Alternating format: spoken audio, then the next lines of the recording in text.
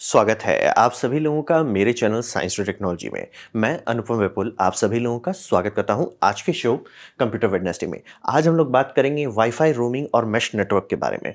तो आइए समझते हैं।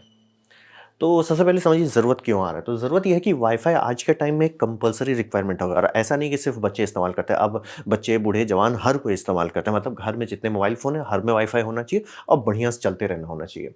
और हिसाब ये रहता है कि जनरली काफ़ी लोगों का घर इतना बड़ा रहता है कि एक यूनिट सब नहीं कवर कर सकता। यानी कि जहाँ पे आपका राउटर है, चाहे वो जियो का ही हो, चाहे वो एयरटेल का एक्सट्रीम फाइबर कुछ भी हो, जनरली पूरा घर में आपको कवरेज नहीं मिलेगा, जब तक बहुत छोटा घर ना हो तो। और 2-3 मंजिला है तब तो भूल ही जाइए। तो हिसाब ये रहता है कितना भी पावरफुल लीजिए, आप खरीद लीजिए 50,000 का राउटर तो भी वही होगा। वो एक राउटर नहीं कवर कर सकता सब चीज़। तो उसका एक ही सॉल्यूशन होता है कि मल्टीपल रेडियो लगाइए, यानी कि जो राउटर में रेडियो वाला पार्ट है उसे आपको क्लोन करना पड़ेगा, 2-3 ठो लगाने पड़ेंगे आपके हिसाब से।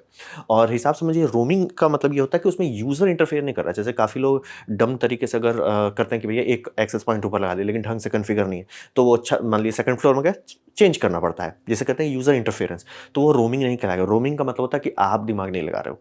मतलब बस वो हो रहा है बैकग्राउंड में, आपको दिमाग लगाने की ज़रूरत नहीं है।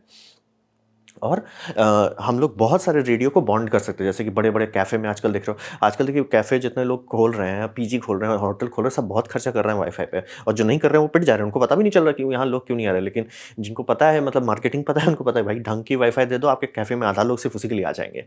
तो इसीलिए आप देखिए जितने भी कैफ़े एरिया हैं बड़े-बड़े हाई हाई लग्ज़री वाले, सब में ये वाई-फाई ढंग का देते हैं। वही तो क्लियर आजकल तो बहुत सारे राइटर, फ्रीलांसर ये सब वहाँ बैठे पड़े मिल जाते हैं। क्यों? वाई-फाई ढंग का है। तो हिसाब वही है कि बहुत सारे रेडियो का कवर करने की ज़रूरत पड़ सकता है। और हिसाब समझिए क्लाइंट का काम, यानी कि जो चीज़ आपके रिसीव कर रहा है उसे क्लाइंट बोला जाएगा। जैसे कि आपका चाहे वो लैपटॉप हो, आपका मोबाइल हो, टैबलेट हो, वो सबको क्लाइंट कहेंगे। वो सबको हॉप करना होता है। हॉपिंग का काम ये एंटीना नहीं करेगा, हॉपिंग का काम आपका क्लाइंट करेगा।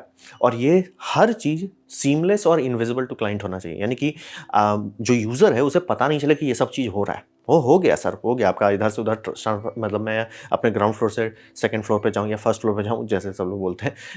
पता नहीं चलना चाहिए मुझे कि वो कब ट्रांसफ़र हुआ। हो गया सर, ट्रांसफ़र हो गया, आपको दिमाग लगाने की ज़रूरत नहीं है। तो ये ज़रूरत है और बहुत लोगों को ज़रूरत पड़ती है।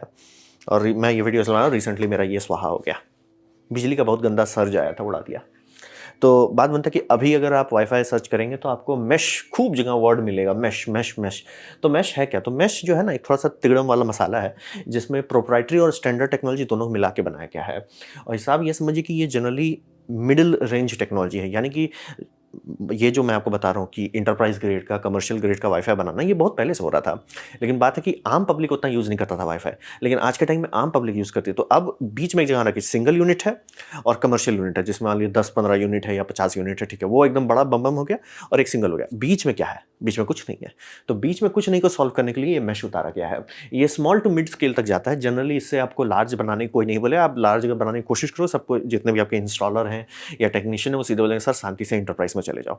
ये समझिए वो मिड रेंज के लिए है कि यानी बड़ा-सा बिल्डिंग है आपका जिसमें आप 3-4 फ्लोर है, छोटा-सा पीजी है, वो सब मिड रेंज, कमर्शियल नहीं और बहुत एंटरप्राइज़ तो हरगिज़ नहीं, लेकिन बीच में मतलब 1 से काम नहीं चलेगा और 10 से ऊपर भी नहीं जाना है। मिड रेंज में आपको चाहिए।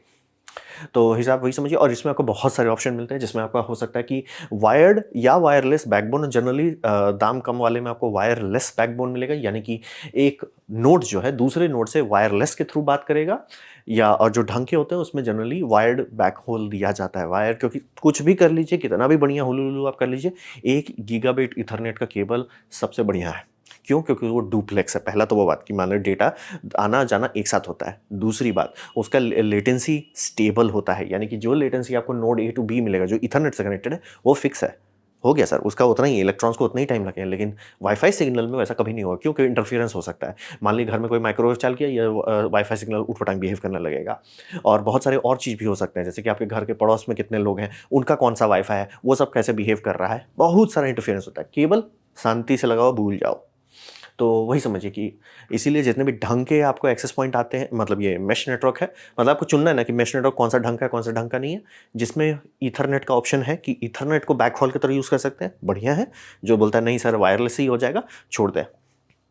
वो मैं समझ रहा हूँ कि लोग क्यों कर रहे हैं, मतलब आजकल लोग अमीर ज़्यादा हो गए हैं और आलसी भी बहुत ज़्यादा हो गए हैं। तो हिसाब है कि भैया अरे हम खरीद लेंगे, बस वो अडाप्टर लगा के रख देंगे। इट्स लाइक सर तार लगा लो, 10 गुना बेटर सर्विस मिलेगी। वही हार्डवेयर पे 10 गुना बेटर सर्विस मिलेगी, लेकिन कौन उतना मेहनत करता है ईथरनेट लगाने का। तो हिसाब वही है। दोनों आपको मिल सकता है। और ऐसा भी समझिए इसमें क्रॉस कंपैटिबिलिटी नहीं होती। कहने को ये वाईफ़ाई है, लेकिन क्रॉस कंपैटिबल जैसे कि मैंने ये रिप्लेसमेंट राउटर खरीदा और इसमें आप देख सकते हैं कोई ठप्पा लगा है वन मेश का। तो ऐसे ही अगर आप आसूस का थोड़ा महँगा वाला सिस्टम आता है, उसमें आप ठप्पा देखेंगे तो एयर मेश का ठप्पा है, एआई मेश कह लीजिए वैसा ठप्पा है। तो क्या ये और आसूस काम करेगा? नहीं, दोनों का मेश नेटवर्क नहीं काम करेगा। वाईफ़ाई काम करेगा और ऑब्वियसली आप मतलब वाईफ़ाई है तो वाईफ़ाई है, वाईफ़ाई के सारे डिवाइसेज़ काम करेंगे, लेकिन क्रॉस कंपैटिबल नहीं है। ये क्योंकि ये स्टैंडर्ड इसीलिए बोला ये प्रोप्राइटरी और स्टैंडर्ड टेक्नोलॉजी दोनों को मिक्स करके बनाया जाता है। तो अगर आप जैसे मैंने ये खरीद लिया है, तो इसमें अगर मुझे एक्सटेंड करना है, जैसे मान लीजिए कि मैं चाहता हूँ कि जियो का राउटर बंद कर दूँ और इसमें क्योंकि एडवांस फंक्शंस हैं कुछ-कुछ, तो इसी को अगर बेस के तौर पे यूज़ करना है, तो फिर मुझे एक ठो नया खरीदना पड़ेगा। तो क्या करेंगे? डब्बा के पीछे आप देखना चाहेंगे तो लिखा रहता है वन मेश, आपको सारे टीपी लिंक वाले मिलेगा, उसमें कि एक्सटेंडर लगाइए। दूसरा राउटर आप नहीं लगा सकते। हम बोले भाई ये बहुत बहुत ही पुअर इम्प्लीमेंटेशन, बहुत गरीब इम्प्लीमेंटेशन है ये इसका। एआई का मतलब आसूस का सबसे बेस्ट है, लेकिन उसका दाम बहुत ज़्यादा है। मतलब इसके आसपास का दाम का देख रहा हूँ तो ऑलमोस्ट उसमें सिर्फ 2 ही गीगाबाइट पोर्ट मिल रहा है, एटलीस्ट इसमें 4 मिल रहा है। तो और ऐसा नहीं कि सिर्फ यही 2 कंपनी का, बहुत सारे और ब्रांड्स का भी आता है। तो बात ये है कि ये उस गैप में जहाँ पे एक से काम नहीं चलेगा और 20-30 तक आपको नहीं जाना है, उस बीच में ये काम करेगा। और ये कस्टमर के लिए कंफर्ट के पीछे ज़्यादा भागते हैं, इसीलिए कि टीपी लिंक को पता है कि मतलब मैं कंप्लेन कर रहा हूँ कि भैया ईथरनेट का ऑप्शन आप क्यों नहीं दे रहे हो, क्यों दूसरा राउटर जोड़ने, लेकिन मुझे भी पता है कि उतने बहुत कम ही लोग उतना मतलब टेक्निकली वाइज होते हैं कि नहीं भाई थोड़ा सा खर्च कर लेते हैं और ज़्यादा चिल रहेंगे। बहुत लोग कहे भैया हमको दे दो, हम लगा दें काम खत्म, कितना पैसा लेना है ले लो। आसूस तो एटलीस्ट आपको सारा ऑप्शन दे रहा है, लेकिन हाँ उसका साइड इफेक्ट है कि सारे राउटर्स का दाम ज़्यादा है। आप चाहते हो क्या हो कि आपका ऐसा रहे कि एक ठो ए है, एक ठो बी है और दोनों का कवरेज ओवरलैप हो, ताकि आपका फ़ोन कभी ड्रॉप ना करे और आप आराम से एक से दूसरे में ट्रांजिशन कर सको, जिसे हम लोग रोमिंग कहते हैं। और ये रोमिंग का काम कैसे किया जा रहा है, ये आधा काम आपका, आधा कैसे समझिए 90% आपका क्लाइंट कर रहा है और पीछे का बैक हॉल कैलकुलेशंस यानी कि डेटा एक जगह से दूसरी जगह ले जाना, वो अपना राउटर के बीच में हो रहा है। अगर अच्छा राउटर है तो ईथरनेट से हो रहा होगा, गड़बड़ है सस्ता है तो उसमें ये होगा कि भैया हम 5 गीगाहर्ट्ज़ और 2.5 गीगाहर्ट्ज़ दोनों को यूज़ करेंगे और चेक करेंगे किसकी क्वालिटी अच्छी है। अगर क्वालिटी अच्छा है तो 2.5 गीगाहर्ट्ज़ नहीं यूज़ किया जाएगा, 5 गीगाहर्ट्ज़ यूज़ किया जाएगा। रेंज में प्रॉब्लम हो रहा है तो 2.5 गीगाहर्ट्ज़ यूज़ करेंगे। तो ये होता है मेश। इसीलिए मेश को ऐसे मत समझिए कि मेश कोई टेक्नोलॉजी है, क्योंकि मेश प्रोप्राइटरी है। तो इसीलिए आपको बताना पड़ेगा कि कौन-सा मेश है। जैसे आप खरीदना चाह रहे हो, तो आपको बोलना पड़ेगा कि भैया मेरा आसूस का है या मेरा वन मेश का, मतलब समझ रहे हैं? टेक्नोलॉजी हौच-पौच है ये। कहने को वाई-फाई, लेकिन स्टेबल वाई-फाई नहीं है। अब बात करते हैं वाई-फाई रोमिंग, जो पूरी तरह से अलग है, क्योंकि आप ये देख रहे हो जो मैं आपको बता रहा हूँ ये आपका वन मेश हो गया, ये सब तो नया चीज़ है, हाल-फिलहाल में आ रहा है। लेकिन ये जो मैं आपको बता रहा हूँ कि कमर्शियल सेक्टर में, तो उसमें तो कई सालों से ऐसा हो रहा है कि भैया कई सारे एक्सेस पॉइंट लगे हुए हैं और डिवाइस आपका इधर से उधर रोम कर जाता है बिना टेंशन के। तो वैसा कैसे हो रहा है? वो हो रहा है वाई-फाई रोमिंग टेक्नोलॉजी का इस्तेमाल करके। यानी कि एक स्टैंडर्ड इकोसिस्टम है, जैसे वाई-फाई के बहुत सारे स्टैंडर्ड होते हैं, जैसे आप लोग कहते हैं ना 802.11, 8 और मतलब उसमें बहुत सारे सब एब्रिविएशन होते हैं, जैसे हम लोग वाई-फाई 4, वाई-फाई 5, वाई-फाई 6 कहते हैं। तो वैसे समझिए इस तरह के एक प्रोटोकॉल का एक सब नेट प्रोटोकॉल है, यानी कि एक मेजर प्रोटोकॉल और एक हो गया एडिशनल प्रोटोकॉल। तो एडिशनल प्रोटोकॉल में आता है आपका जैसे 802.11r, 802.11v, 802.11k, ऐसे-ऐसे करके बहुत सारे हैं। तो ये सबको दोबारा जोड़ के कंपाइल कर दिया गया है 802.11.2012, मतलब उस साल को किया गया था। ये काफ़ी पुराना 2008 में बनाया गया था। इसीलिए 2010 से आसपास में सब लोग को वाई-फाई मिल रहा था कि कमर्शियल सेक्टर में आपका वाई-फाई है तो प्रोप्राइटरी करने की ज़रूरत नहीं थी। बहुत सारी कंपनी उससे पहले भी दे रही थी सर्विस, लेकिन उनका प्रोप्राइटरी था। यानी कि अगर जैसे आप सिस्को का रख रहे हैं तो सारा चीज़ सिस्को का होना चाहिए।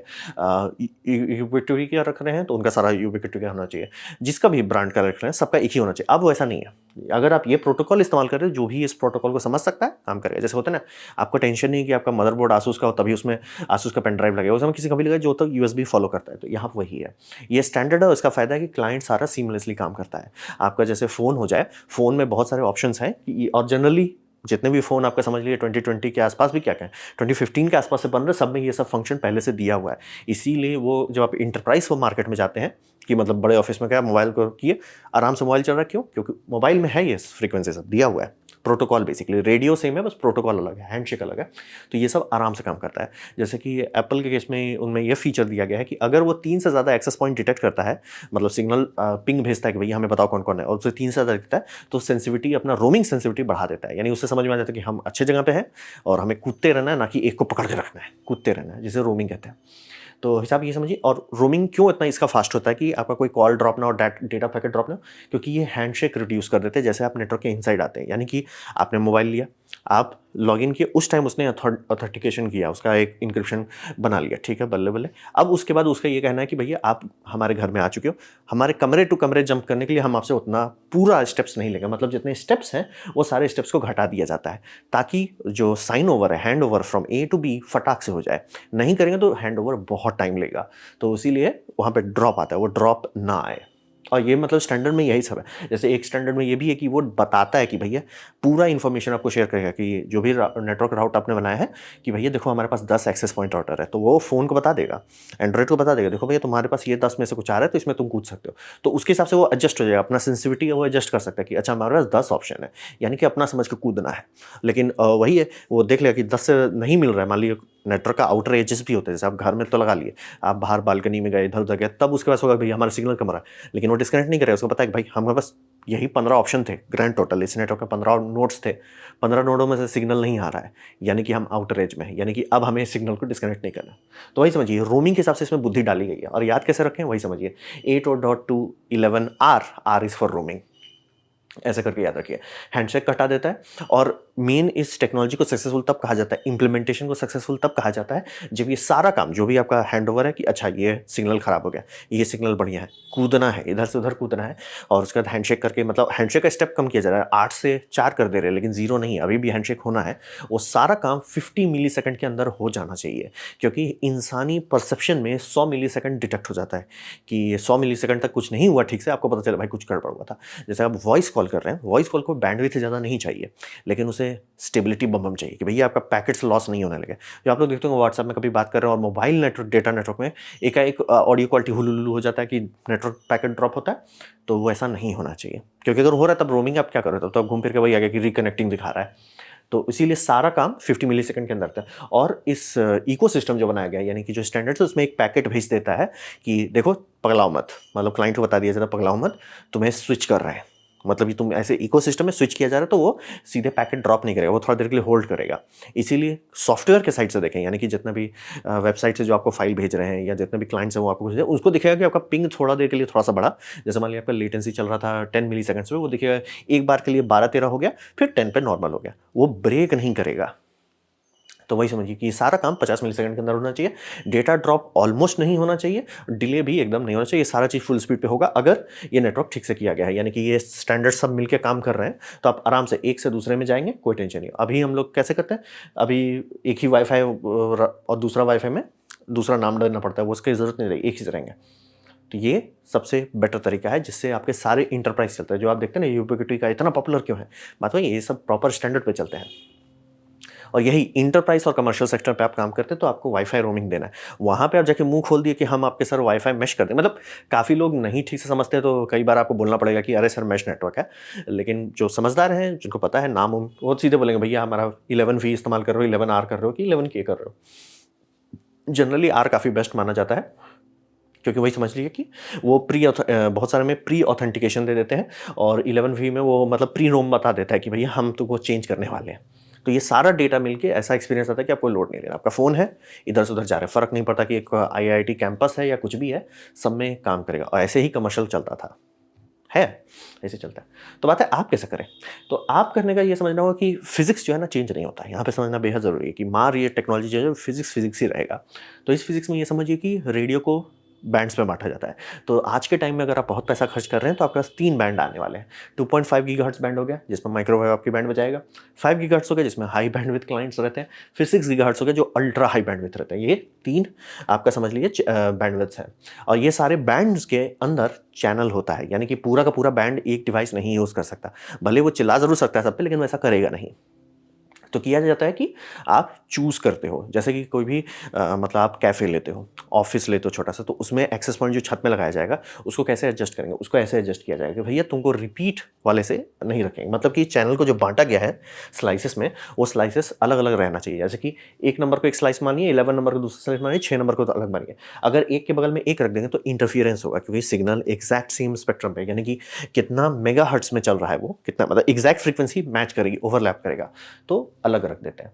तो ऐसा करके कि अब आपकी रोमिंग में डेटा क्लैरिटी है, तो यानी फ़ोन आराम समझिएगा, इंटरफेरेंस नहीं होगा, पैकेट ड्रॉप्स नहीं होंगे। ये रेडियो लेवल पे हो रहा है। यहीं आप गड़बड़ी कर देते हैं तो मार टेक्नोलॉजी लगा दी, कुछ होगा नहीं। इसीलिए बोल रहे फिजिक्स पहले होता है कि आपका रोमिंग के लिए ज़रूरी है कि जितने एक्सेस पॉइंट हैं वो सब एक दूसरे से लड़ाई झगड़ा नहीं कर रहे हैं। बहुत सारे में ये सब ऑटोमेटेड हो गया आजकल, लेकिन अभी भी यही कहा जाता है जितने लोग सीरियस हैं, भैया शांति से मोबाइल में एक ऐप खोलो, उसे देख देख के चेक करते जाओ, क्योंकि एक होता है ना कि गेस करो, या एक होता है कि नहीं मैंने सही से करके रख दिया है। तो ऐसे करके किया जाता है, वही समझिए। हर नोड सेपरेट चैनल पे होना चाहिए ताकि एटलीस्ट ओवरलैप कम से कम हो। फिर होता है कि ईथरनेट बैक हॉल जो अगर मिलता है ये सब में, ऐसा नहीं कि नहीं बना सकते आप इसको कि भैया वाईफाई टू वाईफाई करो, लेकिन जनरली नहीं प्रेफर किया जाता कमर्शियल में, तो हरगिज नहीं। क्योंकि आप समझिए अगर कोई कमर्शियल सेक्टर में है तो वहाँ पे लोग जैसे बहुत सारे वेयर हाउसेस में होते हैं, बहुत जगह पे सीरियस वीडियो कॉलिंग होती है जो सीरियसली आपको नहीं ड्रॉप करना है, वहाँ पे आप चल रहे हैं और वायरलेस नहीं है, तो लिटरली हो सकता है कि एक नोड में आपको बहुत अच्छा पिंग मिल रहा है, दूसरे नोड में आपका है ही हु हेलो हाँ आवाज़ ऐसा होने लगेगा। क्यों भाई? वो हॉप टू हॉप कर रहा था, लेटेंसी खराब हो जाएगी। जबकि ईथरनेट का फिक्स है, सब ईथरनेट से जाएगा, एक क्लोजेट में जाएगा, काम खत्म, वहाँ तक का लेटेंसी फिक्स रहेगा। तो वही समझिए। और ये सब को करने के लिए अगर आप घर में करना चाहते हैं तो आपको एक मास्टर राउटर रखना पड़ेगा और डम एपी करना पड़ेगा। मास्टर राउटर हो जाएगा जो आपका, मतलब जनरली लोग ऐसा नहीं करना चाहते हैं कि जैसे आपका जियो राउटर है उसे मास्टर बना दें। क्यों? क्योंकि उस हिसाब से उसका फर्मवेयर है नहीं, हार्डवेयर भले हो सकता है, फर्मवेयर नहीं है, तो वो आपको थोड़ा सा लिमिट कर देगा। तो जनरली क्या करते हैं लोग, उसे एज ए मॉडम यूज़ करते हैं, उससे डेटा निकाल के एक अच्छा सा राउटर खरीदते हैं किसी भी ब्रांड का हो, जैसे आप आसूस का ही खरीद लीजिए, उसको लेते हैं, उससे आप कई सारे और चलाते हैं। तो वो होता है आपका मास्टर राउटर जो सारा राउटिंग करता है। और बाकी सारे जो राउटर आप देख रहे हो उसे डम एपी के तौर पे यूज़ किया जाता है। डम एपी यानी डम एक्सेस पॉइंट, यानी कि वो राउटिंग फंक्शन नहीं करेगा। आज के टाइम में जैसे यही राउटर आप खरीद लेते हैं तो इसमें आपको ये वाले मोड मिलेंगे, राउटर मोड और एक्सेस पॉइंट मोड, जो मैं रखा हुआ है क्योंकि मेरा सेकंड फ्लोर में ये डाला हुआ है। तो इसमें ये होता है कि जो मेन राउटर है उससे डेटा निकलेगा, राउटिंग का काम मेन राउटर करता है और सेकंड सिर्फ डिस्ट्रीब्यूट कर रहा है। वो सिर्फ डम हो गया आपने आपको, वो इसलिए अपना राउटर वाला सीपीयू यूज नहीं कर रहा है, इसलिए भाई ठीक है हम सिर्फ डेटा पैकेट इधर उधर कर देते हैं, हम प्रोसेस नहीं करेंगे उसको। तो ये करते हैं। अब रहा बात कि आप रूमिंग चाहते हैं ढंग का प्रोफेशनल जैसा घर में और बिना मेश के जैसा बहुत ज़्यादा पैसा खर्च किए हुए, या एक्चुअली सीखना भी चाहते हैं, या आपके पास हो सकता है कि 2-3 ठो अच्छे राउटर पड़े हुए हों पहले से। जैसे मैं ही चाहता तो यूज़ कर देता और कर ही रहा था, यही यूज़ हो रहा था, लेकिन उड़ गया तो क्या करें। तो यहाँ पे एक ऑप्शन आता है थोड़ा तिगड़म वाला, क्योंकि कमर्शियल सेक्टर में इसका टेंशन नहीं है। हाँ, मतलब ये समझिए सिविलियन यूज़ में है, क्योंकि सिविलियन यूज़ में ये सब फंक्शन ब्लॉक रहता है, तो इसके लिए आपको थर्ड पार्टी फर्मवेयर लगाना पड़ेगा। ये फर्मवेयर लगाएँगे तो आपका राउटर में बात करो, राउटर का फर्मवेयर को फ्लैश करना पड़ेगा, तब आपको ये सारा ऑप्शन मिल जाएगा। बोलेंगे राउटर में फर्मवेयर फ्लैश करना ये कौन-सी बात है? ये बहुत कॉमन बात है, मतलब जब से वाई-फाई राउटर चल रहे हैं, तब से ये कॉमनली किया जा रहा है। ऐसा ये इसलिए था कि जो सिलिकॉन लगता है वाई-फाई राउटर में, उसे बहुत कॉम्प्लेक्स होता है। तो जनरली बड़ी कंपनी हो गई, जैसे सिस्को हो गई, सिस्को मान लीजिए एक सब ब्रांड के लिए उन्होंने अपना ही मेन सिलिकॉन को लिया, उसको बस लॉक करके उसको सस्ते में बेच दिया। ऐसा क्यों किया? भाई सिलिकॉन 2 ठो बनाना कि एक महंगा सिलिकॉन, एक सस्ता सिलिकॉन लूट मारेगा। एक मेन सिलिकॉन बनाओ जो मेन काम करता है, उसे टोन डाउन कर दो, उसको बस सस्ते प्लास्टिक में लगा दो, बस उसका फर्मवेयर लॉक कर दो, काम हो जाता है। बहुत सारी कंपनी ऐसा करती है। तो ये थर्ड वेव फर्म बहुत पहले से, मतलब मैं बात कर रहा हूँ 2000 से इसका मार्केट है। तो इसमें जैसे 2 बहुत सक्सेसफुल ब्रांचेस हैं, जैसे ओपन डब्ल्यूआरटी और फिर डीडीआर डब्ल्यूआरटी, ये 2 इकोसिस्टम जो है, इसमें आप चेक कर लीजिए कि आपका राउटर सपोर्टेड है कि नहीं। अगर राउटर सपोर्टेड है तो उसको आप फ्लैश कर सकते हैं और ऐसे ऐसे फंक्शन खुल जाएंगे उसके अंदर कि आप हैरान हो जाए, भाई ये सब था इसके अंदर। जैसे आप लोग काफ़ी बार देखते हो ना कि लोग रास्पबेरी पाई से ऐड ब्लॉक कर रहे हैं, ये सब आप ढंग से कीजिए। और अगर आपका राउटर बहुत सस्ता नहीं, बहुत सस्ते वाले में बहुत गैर-गुजर सिलिकॉन रहता है, उसमें कुछ नहीं कर सकते। लेकिन अगर थोड़ा-सा भी मीडियोकर रेंज का भी है, जो कि, और अगर उसका ये ओपन डब्ल्यूआरटी अच्छे से सपोर्ट है, वो बताएगा आपको कि कौन-सा सीपीयू है, कितना मेमोरी है, जैसे 5 एमबी का मेमोरी है या 30 एमबी का मेमोरी है, ये सब मेमोरी मायने रखता है क्योंकि फर्मवेयर उसी मेमोरी में रहता है। और मेन मेमोरी को आप फ्लश नहीं कर सकते क्योंकि वो रीड ओनली है। उसके ऊपर थोड़ा-सा जगह रहता है जिसमें आप छेड़खानी कर सकते हैं। उस थोड़ी-सी जगह पे ये सब फर्मवेयर को डालना रहता है, तो उतना भी फ्रीडम नहीं है। लेकिन अगर थोड़ा-सा भी अच्छा आपको हार्डवेयर मिल रहा है, ऐसे-ऐसे फंक्शन मिलेंगे, ऐसा-ऐसा आप वीपीएन अपने राउटर को बदल सकते हैं कि भैया मेरा router as a VPN behave कर रहा है। आधा से ज़्यादा जो ब्लॉक साइट है वो खुल जाएगा, राउटर ही करने लगेगा। बोले बहुत सारा फंक्शन है। ओपन डब्ल्यूआरटी में घुसेंगे, ऐसा-ऐसा चीज़ खुल जाएगा कि भाई ये सब हो सकता है। और सबसे बढ़िया बात, रोमिंग आप शुरू कर सकते हैं। जैसे मैं इसको एक्सेस पॉइंट मोड में रखा, तो क्या रोमिंग हो रहा है? नहीं, डम रोमिंग है। मतलब मेरा फ़ोन को मैं ज़बरदस्ती फ़ोर्स कर रहा हूँ। मैं नहीं कर रहा हूँ, लेकिन फ़ोन मतलब अगर मैं उस टाइम मान लीजिए व्हाट्सएप में कॉल पे हूँ और कॉल में मैं ग्राउंड फ्लोर से ऊपर टॉप फ्लोर पे चला गया, कॉल थोड़ा-सा देख के रिकनेक्टिंग दिखाएगा टिक-टिक, फिर रिकनेक्ट हो जाएगा क्योंकि रेडियो का सिग्नल ड्रॉप करेगा, दूसरा सिग्नल खोजने लगेगा फ़ोन, फिर देखिएगा अच्छा यहाँ एक हाई पावर सिग्नल है जिसका वाई-फाई और वो एड्रेस सेम है, फिर से रीऑथेंटिकेट करेगा और काम करने लगेगा। काम हो जाता है, लेकिन वो स्मूथ नहीं। क्यों? क्योंकि मैं इसको नहीं फ़ोर्स कर सकता कि भैया तुम वो प्रोटोकॉल यूज़ करो। और इसको मान लीजिए कर भी देते हैं, इसमें हम फर्मवेयर फ्लैश करके कर भी देते हैं, तो दिक्कत ये होता है कि मेरा जियो का राउटर नहीं कर सकता वो, तो मैं थोड़ा-सा वो लिमिटेड है। तो ये सेटअप लेकिन ऐसे करके ढंग के ब्रांड में किया जाता है। और ओरिजिनली अगर आप कमर्शियल लेवल पे तो ये सारे ऑप्शंस डायरेक्टली मिलेंगे, आपको ये नहीं करना पड़ेगा। इसीलिए कई बार आप लोग सुनते हो ना कि लोग पुराने कंप्यूटर को राउटर के तौर पे यूज़ करते हैं। इसीलिए अगर आपका राउटर में पावर है, ऐसा चीज़ हो जाएगा ना कि हैरान हो जाए, और प्लस पैसा भी बचता है। क्यों? आप सारे ऐड को राउटर लेवल पर अगर ब्लॉक करते हैं तो वो पिंग भेजता ही नहीं है, आपका बैंडविड्थ हल्का हो जाता है। तो अब बात करते हैं प्रो लेवल पे। तो प्रो लेवल पे यही समझिए कि मेश जो है बड़े लेवल तक नहीं स्केल करता है। वाईफाई रोमिंग ज़रूर करता है, मेश नहीं करता है। अब लोग इसका नाम थोड़ा कोलैबोरेट कर देते हैं, लेकिन दोनों अलग-अलग टेक्नोलॉजी है। और एंटरप्राइज़ नेटवर्किंग गॉड लेवल होता है, जहाँ पे कि बड़े-बड़े जगह पे आपको आराम से हो सकता है कॉलेज कैंपस इसमें 100 नोड अलग-अलग चल रहे हैं और सब बढ़िया से आप सब में रोमिंग कर सकते हो। तो वो सब करने के लिए ऑब्वियसली आपको थोड़ा प्रो लेवल पे आना पड़ेगा। प्रो लेवल जो मैं आपको बता रहा हूँ कि वाईफाई रोमिंग इस्तेमाल करना पड़ेगा। और सारे प्रो लेवल का सबसे पहला निशानी होता है कि सारे कंपोनेंट डेडिकेटेड होते हैं, ऑल इन वन कभी नहीं यूज़ किया जाता। इसका मेन कारण होता है सर्विसिबिलिटी और अप टाइम। यानी कि आप जो इस तरह का नेटवर्क क्लोजेट देखते हैं, इसमें क्या रहता है ऐसा जो आपके घर में नहीं। जैसे इधर देख लीजिए, तो इसमें क्या होगा कि एक बक्सा है सिर्फ राउटिंग के लिए, एक बक्सा है सिर्फ मॉडेम के लिए, एक बक्सा है जो सिर्फ आपका फायरवॉल है। मतलब फायरवॉल के लिए अलग हार्डवेयर है। तो अलग अलग हार्डवेयर ऐसा क्यों रखते हैं? जनरली सारे बहुत सीरियस नेटवर्क है तो हार्डवेयर के बैकअप भी रहेंगे, कि जैसे कि 2 फायरवॉल है, आराम से दोनों फिल्टर कर रहे हैं, एक खराब हो जाता है किसी भी कारण से, आराम से दूसरा स्विच ओवर करेगा, आप उसे खोल के रिप्लेस कर दीजिए, वापस हो जाएगा। राउटर है, राउटर में भी डबल रखा जाएगा। मॉडेम में जनरली नहीं करते, क्योंकि मॉडेम बाहर से दिया जा रहा है। मॉडेम कहीं पे भी आप ले लीजिए, आपको खुद का मॉडेम बनाना बहुत मुश्किल है जब तक डायरेक्ट कॉन्फ़िगरेशन नहीं मिलता है। तो मैं ट्राई करने की कोशिश करूँगा, लेकिन मुझे पता ही नहीं है। अगर आप लोगों को किसी को पता है, यूट्यूब में मैंने एक बंदे का देखा था जो दिखा रहे थे जियो फाइबर, जो फाइबर मोबाइल टावर में जाता है, उसका कौन सा एसएफपी पोर्ट यूज़ हो रहा है। अगर वो मैं खरीद पाता हूँ खुले मार्केट में, शायद बना सकूँ, लेकिन चांसेस कम है। वही समझिए, मॉडेम बहुत मुश्किल है। राउटर तो लोग बना ही लेते हैं। राउटर बनाइए, एक्सेस पॉइंट अपने हिसाब से चूज़ कीजिए, आप बहुत चीज़ कर सकते हैं।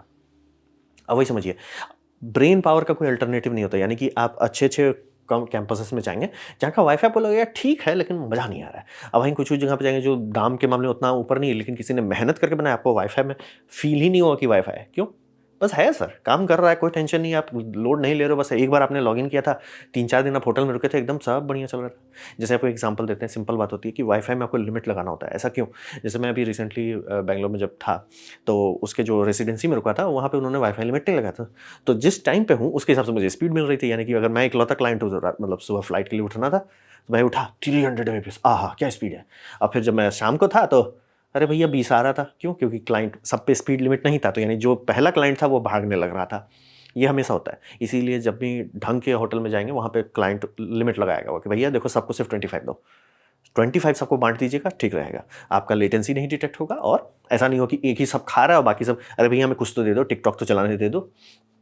तो ये समझने वाली बात होती है कि ब्रेन पावर अभी भी लगेगा। आप सब राउटर खरीद के लगा दिए, लेकिन राउटर का प्लेसमेंट ढंग से नहीं किए हैं। यानी कि राउटर का आप समझिए एक बॉल निकल रहा है उससे, ठीक है? ये बॉल अगर आपको इंटरफियर थोड़ा-सा करना है, 20% जनरली कहा जाता है कि इंटरफियर होना चाहिए, ताकि रोमिंग हो सके, और उससे ज़्यादा नहीं होना चाहिए कि आप एकदम एक-दूसरे के ऊपर कर लें। नहीं करेंगे, अच्छा से अच्छा टेक्नोलॉजी भी आपको कचरा ही रिज़ल्ट देगा। तो ब्रेन पावर आपको लगाना पड़ेगा। और जो सेटअप अच्छे से बनाया जाता है, जैसे बोल रहा है कि हॉस्टल में, पीजी में, रेसिडेंसी में, होटल सब में, ये सब में जो लोग नहीं ठीक से खर्च करते, उनका आप रिव्यू देखिए, आपको मिल जाएगा यार, वेरी पुअर वाईफाई परफॉर्मेंस। लोग अच्छा होगा तो नहीं बोलेंगे, लेकिन खराब होगा ज़रूर याद दिलाएंगे। तो इसीलिए कॉस्ट इफेक्टिव होगा। इसे बता के आपको कहने को लग सकता है कि अरे मैश नेटवर्क मैंने खरीद लिया छोटा पीजी के लिए, उसमें क्या दिक्कत है? सर आपने ज़्यादा पैसा दे दिया, कॉस्ट इफेक्टिव वो नहीं है। और रहा बात एडवांस फंक्शन, तो वो भी नहीं देगा। स्टेबल तो होने से नहीं, क्योंकि एक चीज़ बिगड़ा आप सारा लटक जाएगा। तो वही समझिए, होम सेटअप को आप ट्रेनिंग ग्राउंड के तौर पे यूज़ कर सकते हैं। खास तौर पे वाईफाई नोड्स में अगर आप डब्ल्यूआरटी यूज़ करना सीख जाते हैं, बहुत आगे आप जा सकते हैं नेटवर्किंग में। और मजाक के तौर पे नहीं बोल रहा हूँ, जेन्युइनली बोल रहा हूँ, क्योंकि आम लोगों को पता ही नहीं कि वाईफाई का एक अलग इकोसिस्टम है रोमिंग का, और वो सारे हार्डवेयर है। मतलब इसमें भी अगर मैं ये सही चल रहा होता, डी-लिंक DIR 816, इसमें भी होगा वो सब फंक्शन। बोल रहा बहुत पहले बनाया गया था, लेकिन ठीक से यूज़ नहीं हुआ।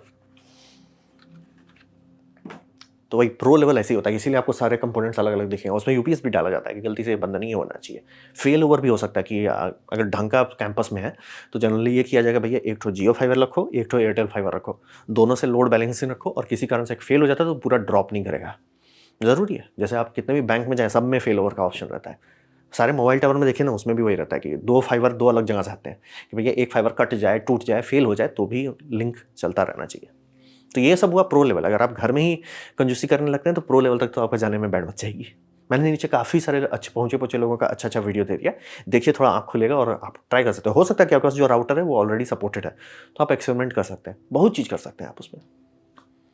तो ये था मेरा प्रेजेंटेशन वाईफ़ाई, रोमिंग और मेश का क्या हुलुलुलु है। उम्मीद करता हूँ आपको अच्छा लगा हो, कुछ सीखने मिला, कुछ समझ में आया हो। अगर ऐसा है लाइक कर दें, दोस्तों के साथ शेयर कर दें, उससे मेरा काफ़ी भला होगा। नहीं अच्छा लगा, नहीं पसंद आया, कोई बात नहीं, आप डिसलाइक दबा सकते हैं। मैं कहूँगा डिसलाइक 2 बार दबाएँ, उससे मुझे पता चलेगा कितना नापसंद हुआ है। मैं आपसे कहूँगा कमेंट लिखें, मैं हर कमेंट को पढ़ने की कोशिश करता हूँ। आपसे कहूँगा सब्सक्राइब कीजिए, बेल दबाइए अगर आप फ्री हैं तो। आपने मेरा वीडियो देखा, जान के मुझे बहुत खुशी हुई। धन्यवाद।